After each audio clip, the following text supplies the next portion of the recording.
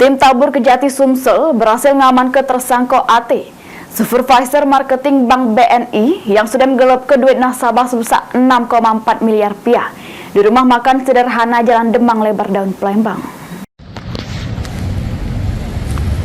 Benar, kamu orangnya, siapa namanya?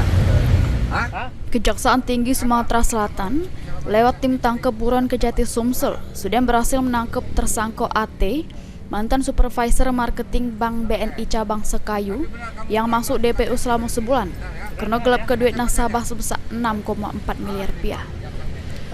Diketahui juru penangkapannya, tersangka ditangkap di rumah makan sederhana yang terletak di Jalan Demang Lebar Daun Kota Palembang pada Rabu 17 Januari 2024 sekira jam 3 sore kemarin. Tersangka ditangkap pas metu dari rumah makan tersebut, pas lagi nak beli rokok di warung sekitar situ. Sehingga tim tangkep buron yang dipimpin langsung oleh Adi Mulyawan langsung nangkep tersangka AT.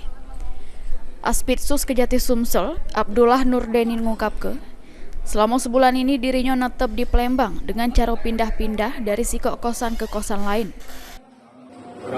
Jadi DPU kurang lebih 1 bulan. Larinya keluar Sumsel. Informasi tadi sempat saya ajak ngobrol bentar. Rata-rata dia keliling di Palembang ini, Pak. Enggak keluar negeri, Pak? Enggak. Karena apa, keliling di sini-sini aja. Ya kos, katanya kosaria. Sesudah tertangkap, tersangka lalu digiring ke Kejati Sumsel guna menjalani proses hukum lebih lanjut. Mbak ini tersangka sudah dilakukan upaya penahanan di Lapas Pak Joko Kota Palembang selama 20 hari ke depan sampai tanggal 5 Februari 2024. Lutfi, PAL TV.